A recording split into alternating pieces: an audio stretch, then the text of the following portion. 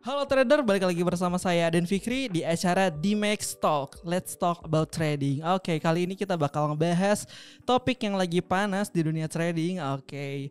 Yaitu dengan tema harga emas melonjak ke rekor tertinggi sepanjang masa. Apakah betul? Tentunya. Oke, tentunya. Dan saya di sini nggak ada sendiri ya. Kali ini kita ditemanin oleh salah satu kakak atau akang Tanvan gitu kan, yang ada di D-Max. Boleh perkenalan dulu, Kang? Oke, assalamualaikum warahmatullahi wabarakatuh. Mungkin buat teman-teman yang belum mengetahui, nama saya Muhammad Iqbal Nurul Iskandar dan tentunya saya di sini sebagai trading analis di PT D-Max Berjangka. Dan kalau misalkan untuk pengalaman di dunia trading sendiri itu saya pernah mengalami naik turunnya harga emas. Naik turunnya harga emas.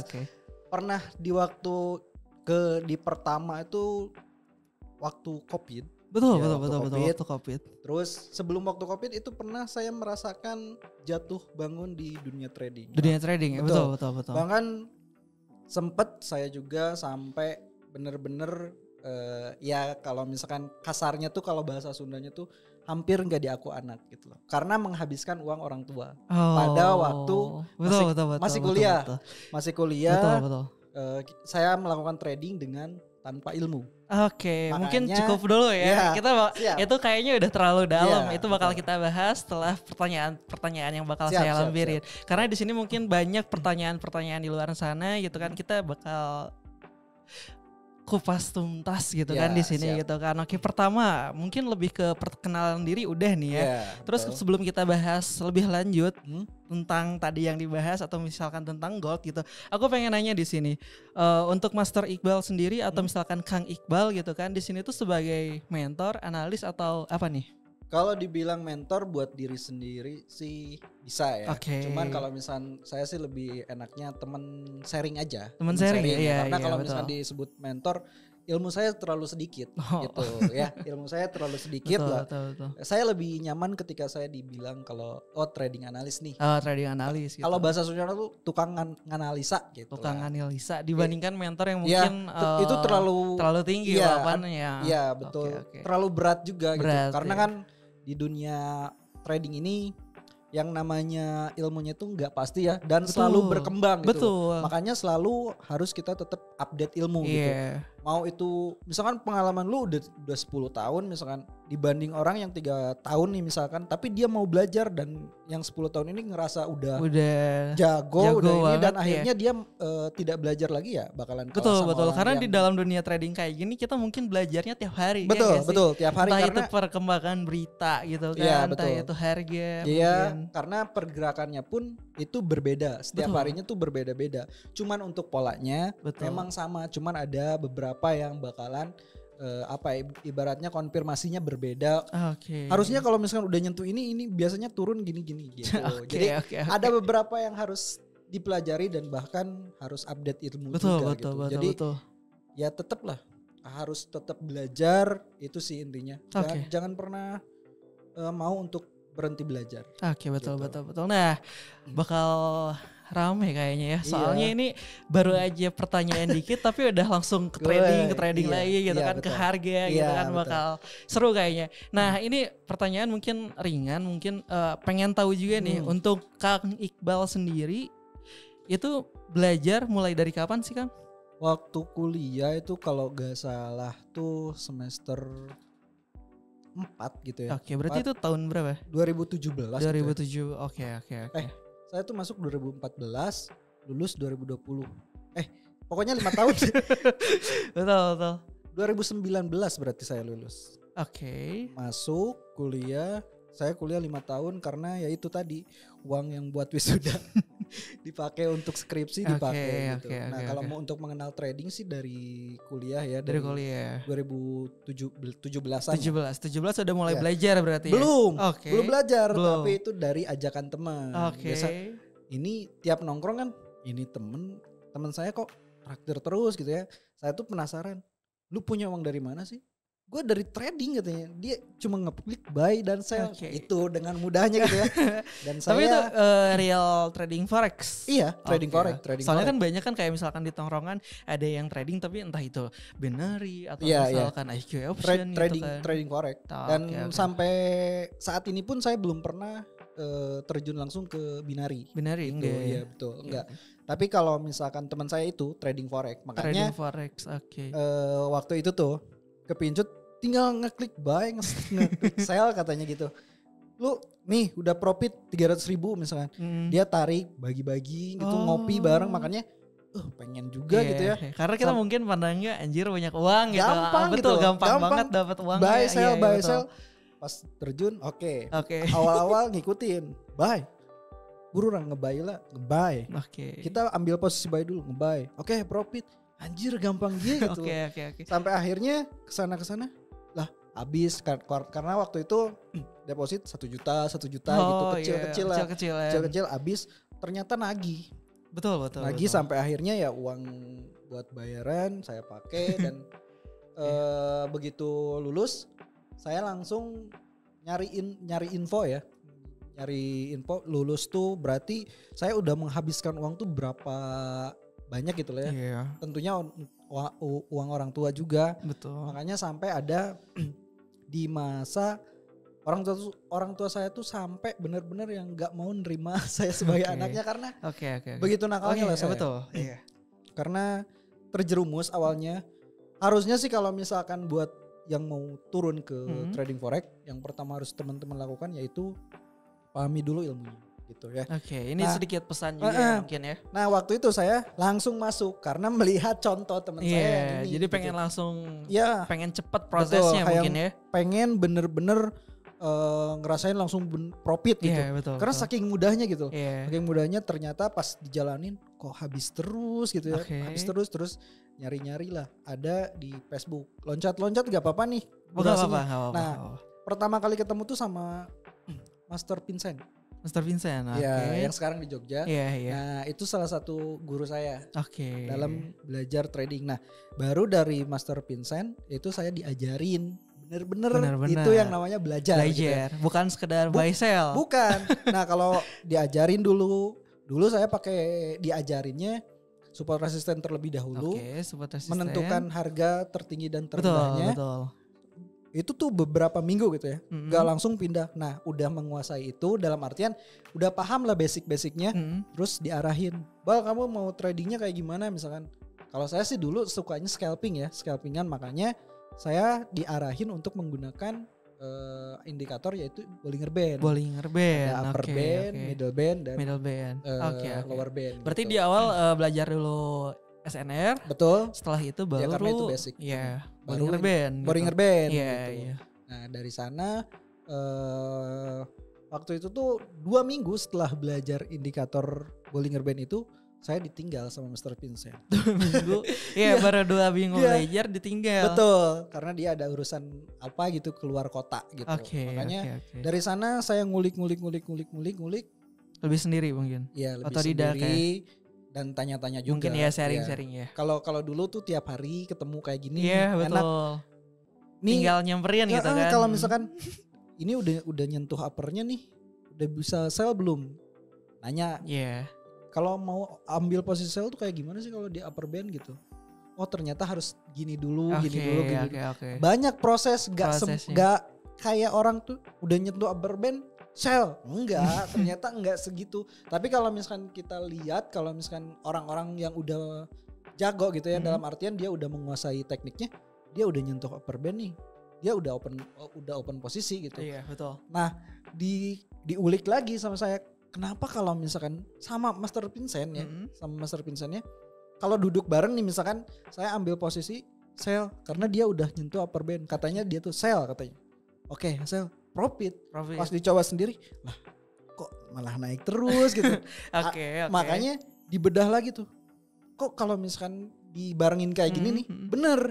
Tapi kalau misalkan jauh, salah. Ternyata di kata Master Vincent tuh dia bilang tuh kalau misalkan ini harus nunggu dulu konfirmasi. Oke. Nah, terus kalau misalkan si candle-nya close-nya itu di atas upper band, tunggu dulu, jangan dulu ambil posisi sell. Iya. Tapi tunggu dulu dia masuk lagi ke upper band-nya. Karena kan kalau misalkan Bollinger Band itu kayak jalan kereta api ya. Nah, kalau misalkan si kereta apinya itu si candle-nya. Jadi kalau misalkan si candle keluar dari jalannya atau kereta keluar dari jalannya, tunggu sampai dia masuk lagi ke jalannya baru kita bisa entry gitu. Dan sampai ya itu yang saya pakai gitu. Meskipun saat ini saya berganti teknik gitu. Sekarang pakai teknik apa kalau boleh tahu Mas Tri? Kalau saya sih biasanya polosan terus SMC terus kalau untuk lihat retrace atau seberapa jauh dia naik atau turunnya saya menggunakan Fibonacci gitu sih. Lebih simple sih kalau untuk Bollinger Band saya gunakan untuk scalping aja. Jadi kalau misalkan untuk kita yang pengen scalping, apakah pakai Bollinger Band itu salah satu cara? Betul, bagus itu. Bagus berarti ya. Bagus banget kalau misalkan menurut saya gitu ya. Itu biasanya pakai time frame berapa sekalian?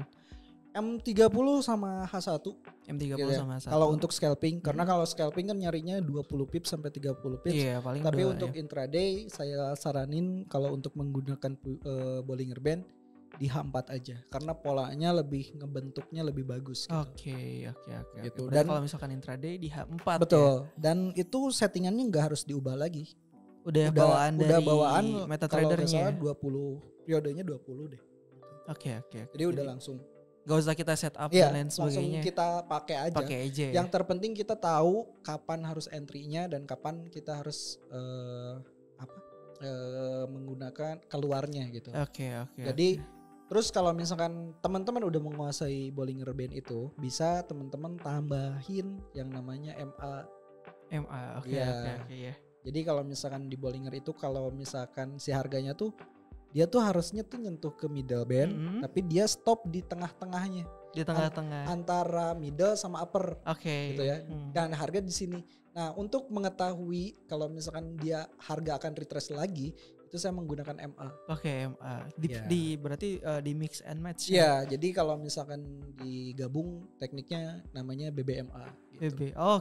Bollinger Band dan Moving Average. Gitu. BBMA. Gitu ya. Berarti emang bertahap guys, dari awalnya juga kan Kang Iqbal mungkin dari SNR ya. Karena itu basically banget ya, maksudnya basic pondasi lah. Iya, pondasi yang harus kita kuasai. Betul. SNR gitu. Dari situ kan kita baru ada pertanyaan, kita tuh nyamannya mungkin tradingnya scalping kah, intraday kah, atau swing. Karena itu dari ketiga tipe ini mungkin beda-beda yang dipakai ya. Kayak misalkan tadi gitu kan, untuk intraday boleh Bollinger Band tapi di H4. Tapi kalau misalkan mau scalping mungkin di H1 sama M30 gitu. Betul. Nah, itu bertahap, dan sekarang juga mungkin teknik yang dipakai kan tadi berbeda lagi kan.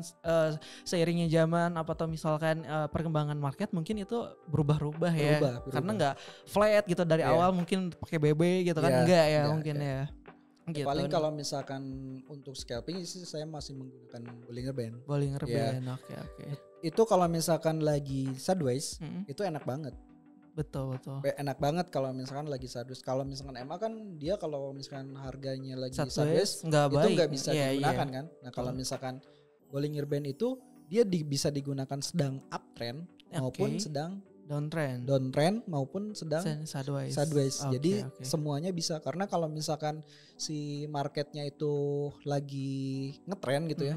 Jadi si upper band sama si lower bandnya tuh ngebuka ya. Nah, itu indikasi kalau misalkan di dalam market itu ada yang namanya tuh transaksi yang besar-besaran gitu. Bakalan ada mungkin pergerakan pasar yang bakalan meluap gitu. Kayak misalkan kemarin ya EcoMC kan betul. Dia dari 1975 ke 2035 gitu, kurang lebih segitu. Nah, saya hari Senin waktu itu ngasih signal buy limit kena SL terlebih dahulu untuk TP sama untuk TP3-nya sih di 2020. Iya. Sebetulnya harusnya kena. Iya, tapi kena stop loss dulu. Oke. Saya gak nyangka kalau misalkan harga itu bakalan turun ke 1970. Betul. langsung gitu. Langsung gitu. Pengennya 80 ya, 80 dulu atau 90 naik ke 2030 atau 50 lah, 2050-an. Nah, baru di sana turun menuju 1970-an gitu. Betul. Tadinya ya analisanya. Iya, tadinya plannya. Ternyata dihabisin hari Senin penurunan, terus Selasa sideways, Rabunya sideways juga, malam TP gitu. Tapi sayangnya kena stop loss dulu.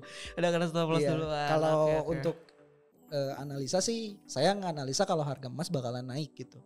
Masih gitu. Tetap kuat naik. Tapi untuk sekarang masih bisa, potensinya masih ke 2050-an lah. 2050. Iya, naik dikit lagi buat penurunan. Buat penurunannya. Oke. Nah, by the way kalau misalkan boleh tahu nih Kang Iqbal sendiri gitu, untuk sekarang tuh intensnya pakai apa, maksudnya transaksi di pair apa sih? Kalau saya dari dulu sukanya tuh kalau enggak dulu tuh GU, GJ sama XAU. XAU ya. Berarti GBP USD. Iya. Nah, 3 tahun ini GBP USD, GJ saya tinggalin. GJ ditinggalin. GJ. Kenapa tuh kalau boleh tahu? Kalau GJ tuh kalau udah ngetrend tuh dia suka lupa pulang gitu loh. Sama halnya kayak UJ. Makanya ya udah deh, tinggalin aja gitu. Betul. GU juga ditinggalin karena kurang asik gitu. Kalau misalkan sekarang sih fokusnya saya di emas aja, di emas XAU aja USD berarti ya. 3 tahun terakhir sih saya di XAU USD. Gitu. Berarti kalau misalkan untuk pair itu kan lebih sering di XAU USD. Betul. Terus kalau misalkan untuk indikator tadi menggunakan apa Mas Trifil? Kalau saya sih indikator Bollinger Band, Bollinger Band, terus pakai tool Fibonacci, sama paling saya menggunakan teknik SMC atau order block. Oke. Itu sih yang saya selalu pakai. Gitu. Iya. Kalau sekarang lebih suka scalping kah, intraday atau swing? Nah, kalau sekarang saya karena bukan udah lama ya, karena scalping masih, intraday long term juga ada. Jadi saya punya 3 akun, ada untuk akun scalping, akun untuk intraday, dan untuk long term. Gitu. Long term ya. Dan kemarin tuh saya dapat di harga Fibonacci ekspansi di level 21 poin berapa gitu ya. Pokoknya tuh di harga 2132.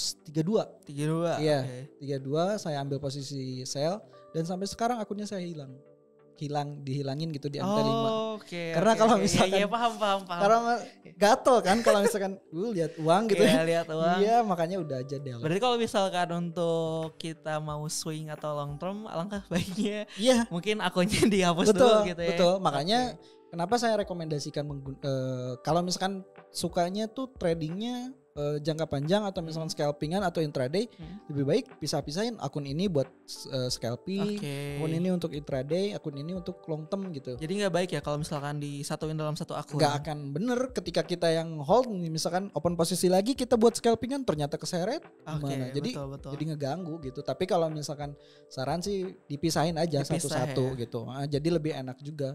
Dan kalaupun misalkan untuk yang long term kan itu teman-teman bisa langsung ditinggalin aja gitu. Tapi kalau long term itu entry-nya ya bisa 3 bulan sekali gitu. Emang melihat momen gitu.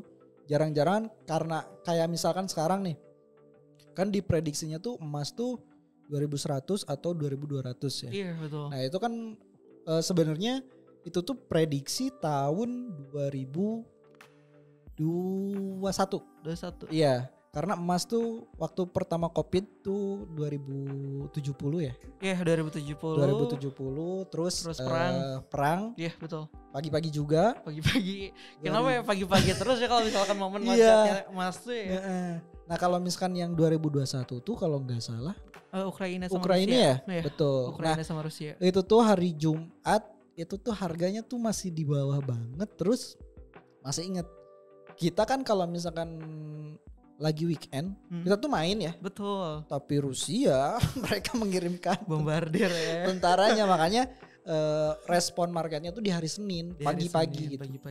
Pagi-pagi langsung terbang. Iya, gitu. Mendekati atau melebihi dikit lah 2080. Iya, kalau iya, salah ya. 2006 lebih bawah daripada yang kemarin. Iya, kurang lebih segitu mendekati yang waktu COVID ya. Iya, terus tahun kemarin ya? Iya, ada. Tahun kemarin juga naik lagi ke 2081. 81. Gak lama dari itu. Nah, ternyata. Nah, saya tuh berpikirnya kalau misalkan harga emas tuh masih bisa melakukan penurunan loh. Sampai akhirnya ternyata dipatahkan karena nah itu penyebabnya kalau boleh tahu apa sih Mas Rival bisa sampai ke harga tertinggi sepanjang masa sekarang gitu sampai 2140-an gitu. Kalau dari kacamata saya ya, dari kacamata pandangan saya sih, karena kan kalau setiap analisa tuh beda-beda ya. Pasti. Ditambah kalau misalkan dilihat dari data, The Fed ini tuh kan dia tuh akan mempertahankan suku bunganya gitu.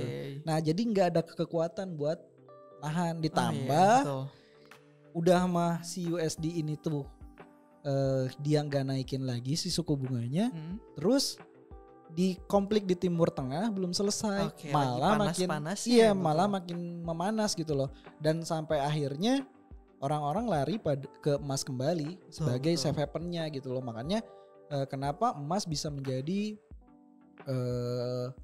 mencapai harga tertingginya di tahun ini gitu loh. Tahun ini, ya. Bahkan di tahun sebelumnya juga kan. Tahun sebelumnya ya. Nah, jadi setiap tahun tuh ada aja maksudnya pergerakan emas. Kalau tahun ini 2 kali loh menginjak ke harga tertingginya. Iya betul. Pertama tuh bulan Maret gitu. Atau apa ya? Lupa. Maret. Bulan apa? Mei ya? Bulan Mei. Berarti Desember kemarin tanggal 1 dia naik lagi ke 2100 hampir 50-an lah gitu. Dan saya dapat di 2135 32 karena di situ saya narik Fibonacci dan di situ ada level kedua yang bakalan ditembus gitu. Iya betul. Sampai akhirnya untungnya saya nggak pakai SL karena akun yang itu untuk benar-benar untuk long term. Untuk long term dan siap MC tentunya. Siap MC. Dan akun itu dibikin deposit, entry, delete, diamin. Sekarang masih hold? Masih. Nah gini, aku pengen nanya nih sedikit aja Kang Iqbal. Kita kan udah hold posisi dari 2100 sekian. Tadi kan 100 berarti 2132, betul?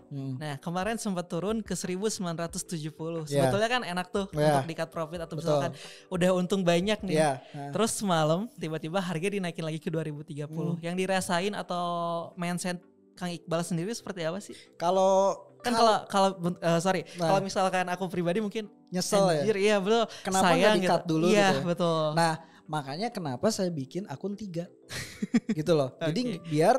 Jadi kalau misalkan untuk harian pakai gunain akun ini nih buat ngambil momen-momen tertentu gitu. Betul. Kalau untuk harian yang ini, kalau yang ini ya udah buat investasi gitu loh. Investasi jangka panjang toh mau misalkan harganya dia ternyata naik lagi ya udah nggak apa-apa gitu. Iya, betul. Karena itu untuk investasi jangka panjang gitu. Makanya saya delete gitu. Nah, kalau yang 2 akun ini kan bisa scalpingan, bisa intraday gitu. Dan ini pun saya tuh kalau misalkan dan bahkan istri pun bikin juga akun ikut katanya masa kamu doang yang bisa trading katanya. Saya juga mau gitu. Ya boleh lah kan. Tapi kalau misalkan kalau istri itu lebih ke dia tuh lebih hati-hati. Hati-hati. Karena jadi, mungkin kalau cewek tuh lebih perhitungan. Iya, lebih ke takutnya dulu. Ini kalau misalkan entry langsung lotnya gede gimana gitu bener, kan. Bener kayak gitu. Nanti juga ngerasain lah sebentar lagi. Apalagi sama-sama trader kan. Iya, betul. Dua-duanya gitu kan, betul. Kalau istri saya sih dia cuma follower aja. Follower berarti signal gitu. Oke. Berarti yang lebih nyaranin untuk open posisi itu Kang Iqbal sendiri ke istri saya gitu. Saya sendiri gitu.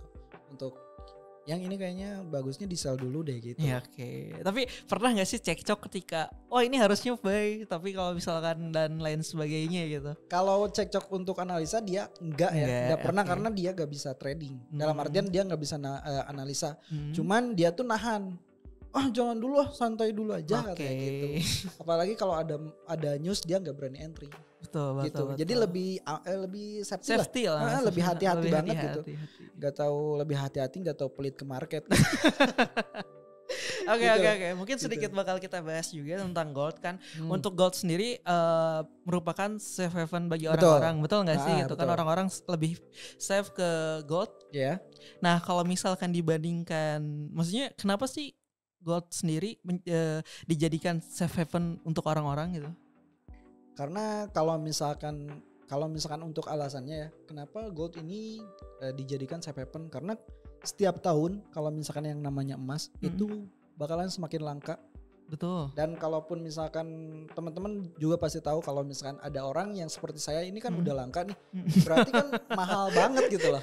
Mahal banget, apalagi kalau misal cuma satu-satunya di dunia. Iya. Dan harganya pun pasti bakalan naik terus gitu. Apalagi kan yang namanya emas itu kan digali dalam artian kalau misalkan makin banyak atau misalkan makin banyak yang dikeruknya kan semakin sedikit tuh. Makin jarang juga dan makin langka juga.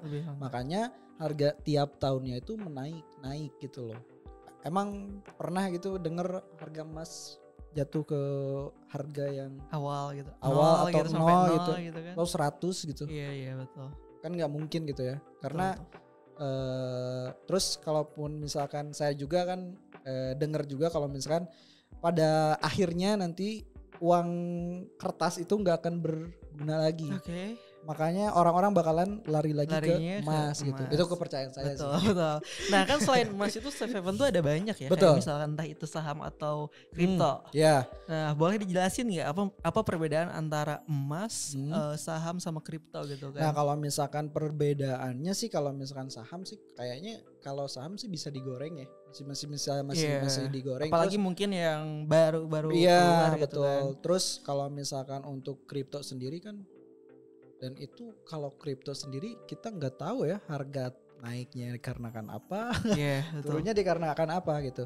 Ada orang tiba-tiba nge-tweet, dia tiba-tiba harganya naik gitu kan. Betul. Itu kan maksudnya permainan inilah. Iya. Jadi pemain besar mungkin ya. Iya, jadi nggak terlalu penggeraknya. Betul. Jadi nggak kurang. Kalau menurut saya kurang aman gitu. Betul. Makanya saya lebih ke emas aja.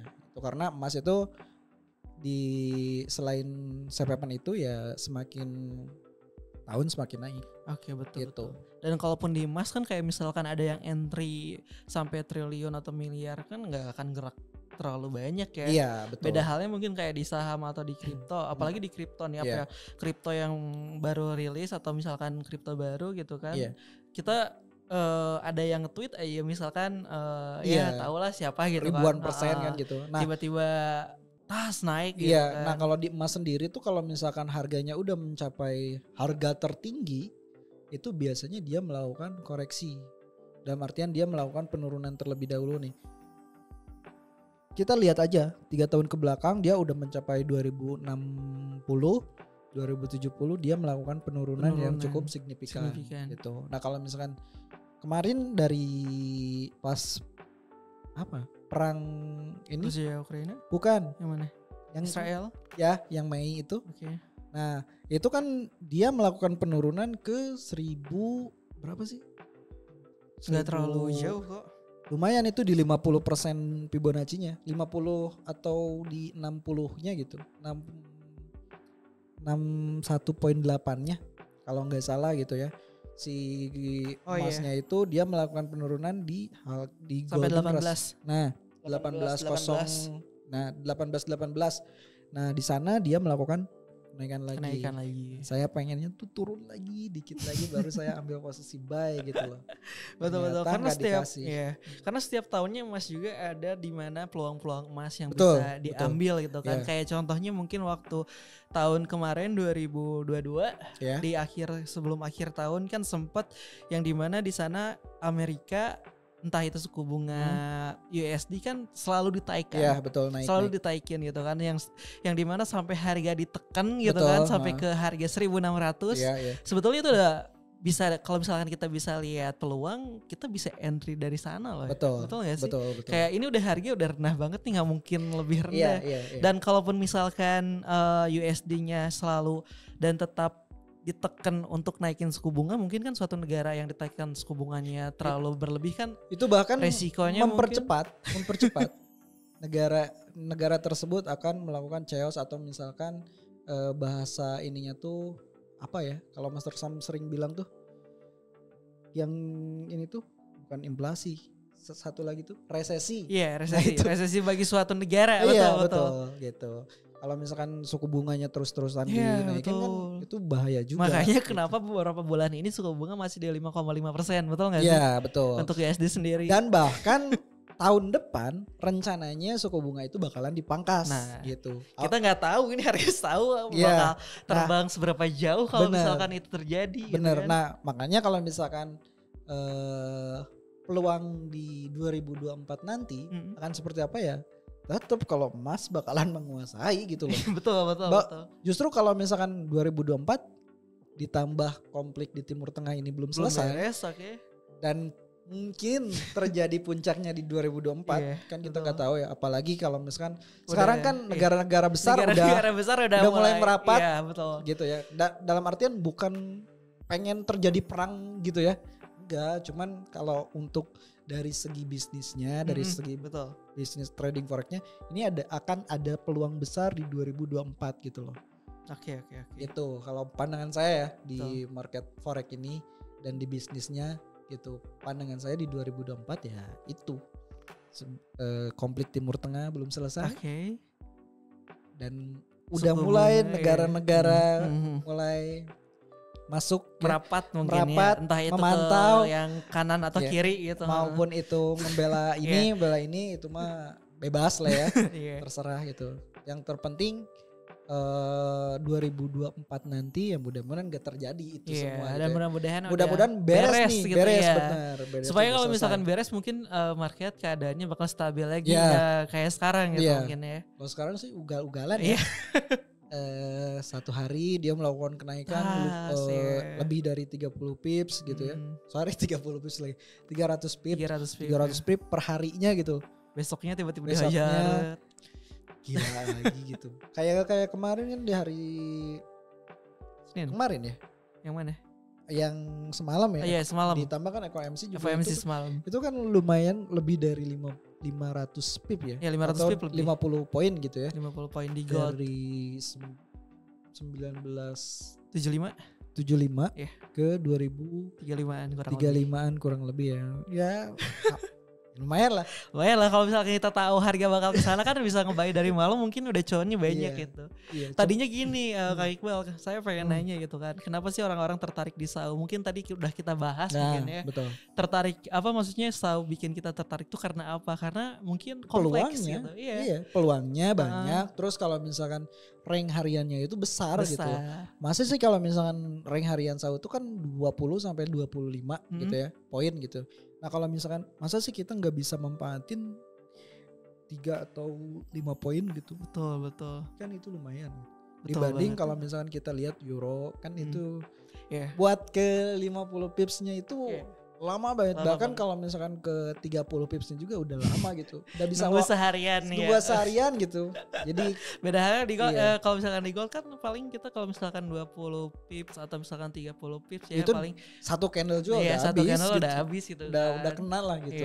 Dalam makanya kayak gitu. Apalagi kalau misalkan untuk emas sendiri kan berpasangannya langsung sama USD. Iya, betul. Nah, yang dimana USD kan kompleksnya mungkin luas ya. Jadi kita bisa sedikit tahu tentang negara Amerika, tentang misalkan penganggurannya seperti apa, suku bunganya seperti apa ya. Mungkin itu keunggulan dibanding mungkin mata uang yang lain. Lebih banyak peluangnya. Dari tadi yang dibicarain peluang. Iya jelas. Karena kalau misalkan boleh. Kalau misalkan di di XAU nggak ada peluang ya ngapain saya trading di emas gitu loh. Betul. Yang dicari kan peluangnya, probabilitasnya lebih besar mana, dia turun atau naik gitu. Betul. Ya makanya kalau misalkan kita entry ya kita lihat dulu probabilitasnya lebih besar kemana nih.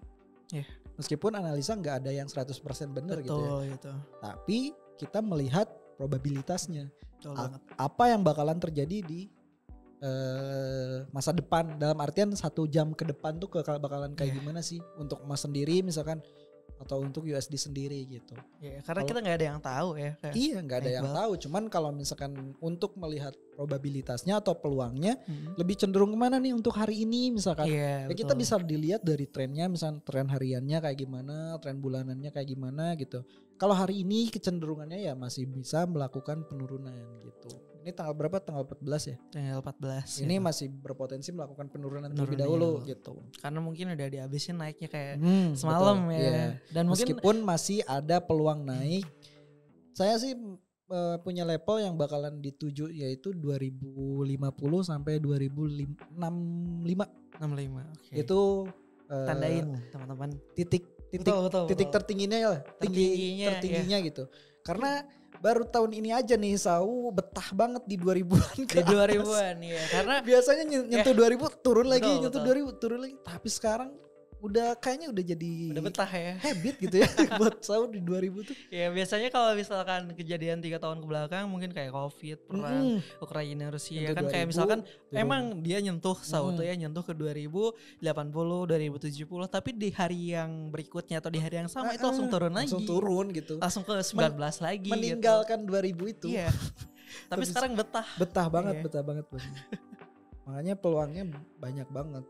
Dan bahkan ketika harga emas hari Senin tanggal 1 Desember itu harga emas melakukan pencapaian tertingginya. Betul. Banyak banget orang-orang yang memanfaatkan momen tersebut. 10M deposit. Wah, gila ini orang-orang udah pada pinter ya sekarang. Pinter. Karena peluang di depan mata dan itu jarang banget terjadi. Jarang banget. Dan kita nggak tahu kapan harga ke titik itu lagi. Betul. Makanya banyak dimanfaatin banget sama para investor gitu, dan itu menurut saya momen yang sangat langka gitu. Dan itu jackpot lah bisa dibilang. Itu keberuntungan dipakai langsung gitu. Bisa dibilang kalau misalkan dilihat itu turunnya berapa poin. 1 hari. Di 1 hari betul. Naik turun lagi. Dan itu beberapa hari berikutnya juga itu masih ngikut turun gitu. Masih kuat turun. Iya gitu. Nah gini Kang Iqbal, mungkin di luaran sana yang lagi nonton kita nih kan, mungkin bertanya-tanya kok bisa sih analisa kayak gini dan lain sebagainya. Terus kayak topik pembahasannya mungkin udah jauh gitu kan. bagi yang baru terjun kan ini ngebahasnya kok udah jauh banget gitu kan. Mungkin dari dalam diri mereka juga pasti bertanya, kalau misalkan kita pengen seperti Kang Iqbal atau misalkan yang tadi kita obrolin itu caranya seperti apa, kan mungkin dari belajar dulu. Betul nggak sih? Belajar. Nah kebetulan untuk di Dimex sendiri kan mungkin gitu kan, untuk di Dimex sendiri yaitu merupakan pusat edukasi ya. Betul. Nah, ketika kita masuk nih, misalkan mereka mau ada yang pengen masuk ke Didimex, nah itu tuh boleh dijelasin nggak fasilitas apa aja yang didapetin oleh mereka gitu? Kalau misalkan untuk fasilitas lengkap ya, dalam artian mau belajarnya, mau edukasinya, mau privatnya, misalkan teman-teman mau sharingnya itu udah lengkap. Ada bersama Master Sam itu di 3 bulan ya. Oke ya, 3 bulan. Dari materi basic? Ya basic, intermediate sampai expert. Jadi teman-teman gak usah khawatir kalau misalkan teman-teman pengen belajar tapi saya nggak tahu nih misalkan di trading forex itu seperti apa. Jangankan di trading forex, sejarah trading forexnya terjadi atau tercipta itu kita dibahas semua. Betul, sama Master Sam. Jadi itu misalkan kita kayak kuliah gitu ya, belajar dari basicnya terlebih dahulu sampai nanti ketika sudah 3 bulan. Betul. Dan kalau misalkan ibaratnya ngulang nih belum lulus, belum dinyatakan lulus gitu, teman-teman bisa mengikuti pelajaran yang lebih lanjut lagi gitu. Dan kalaupun misalkan buat teman-teman yang udah bisa dan lulus gitu, itu dapat sertifikat. Iya, dapat sertifikat langsung dari kita. Betul, dari Master Sam dan dari Dimex sendiri. Betul. Gitu. Terlebih itu kan kalau misalkan kelas 3 bulan itu tuh sebetulnya ada di grup. Betul, ada di grup. Baik itu melalui grup WhatsApp atau misalkan kita langsung ada via Zoom. Ya, via Zoom. Kalau misalkan ibaratnya kita menyampaikan materi di grup WhatsApp-nya, lalu kita menyampaikan materi lagi di di webinar gitu. Webinar, dan itu jangan jangan ini ya, teman-teman pasti bakalan dites gitu loh. Betul. Jadi langsung materi nih, misalkan hari Senin sampai Rabu materi. Nah, nanti malamnya bakalan langsung praktek langsung Zoom. Misalkan ada misalkan member yang namanya Pariska.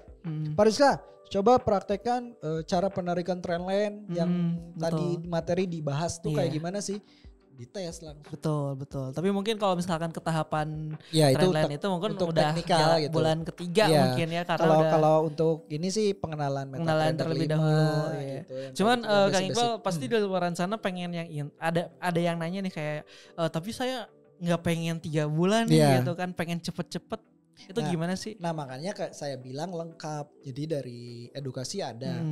Kelas signal maupun privat signal dari Masjid Chenli itu ada. Official ada.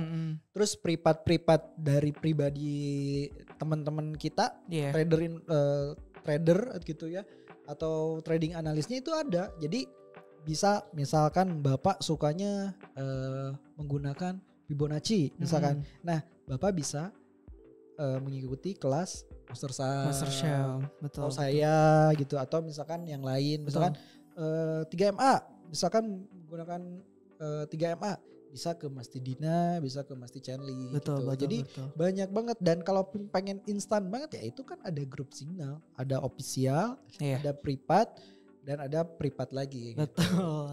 Gitu. Jadi mungkin jadi buat teman-teman misalkan kalau saya kan sibuk gitu ya, nggak akan sempat buat analisa, tenang aja, aktifin aja notif grup WhatsApp di Dimex gitu, karena di sana bakal ada arahan stop lossnya berapa itu dijelasin, terus cara kenapa ambil posisi itu pasti dijelasin gitu. Jadi alasannya apa, terus acuan untuk mengambil posisi ini tuh apa, nanti bakalan dijelasin di grup tersebut. Dan Bapak atau misalkan Ibu yang nanti gabung baru gabung nih, bisa langsung tanya-tanya ke anggota yang udah lamanya, gimana sih profit di sini, misalkan berapa lama Bapak udah bergabung, terus gimana hasilnya, itu kita terbuka gitu. Ya. Dan transparan mungkin. Betul, transparan dan nggak ada yang ditutup-tutupin gitu. Karena bisa berinteraksi semua gitu.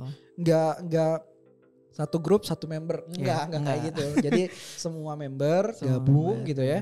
Dan di sana teman-teman bisa berdiskusi, bisa tanya jawab langsung gitu sama member-membernya juga gitu. Betul. Mungkin di sini bakal saya perjelas ya untuk teman-teman semua gitu kan yang pengen belajar dan edukasi di Dimex, baik itu edukasi maupun signalnya, itu semua gratis ya. Dan jangan khawatir, pasti dibimbing selalu gitu kan, tiap selalu hari dibimbing. 24 jam bahkan 24 jam gitu. Jadi jangan riskan gitu. Maksudnya jangan khawatir, dan teman-teman kalau misalkan lebih enak datang ke kantor gitu kan. Untuk kantor kita sendiri ada di Jalan Garuda nomor 88 Andir Bandung gitu. Apalagi yang domisilinya di Bandung bisa langsung datang ke kantor. Dan untuk kalau yang misalkan datang ke kantor mungkin belajarnya lebih cepat. Betul, dan itu gratis. Iya, semua itu gratis. Oke. Mungkin cukup sekian dari saya. Kita udah udah hampir setengah jam lebih mungkin ya. Udah lebih 1 jam ya. Oke, sekian mungkinnya dari pembahasan topik kita kali ini. Oke, dan di sini saya Aden Fikri. Dan saya Muhammad Iqbal Nurpalak Iskandar. Oke. Wassalamualaikum warahmatullahi wabarakatuh. See you guys.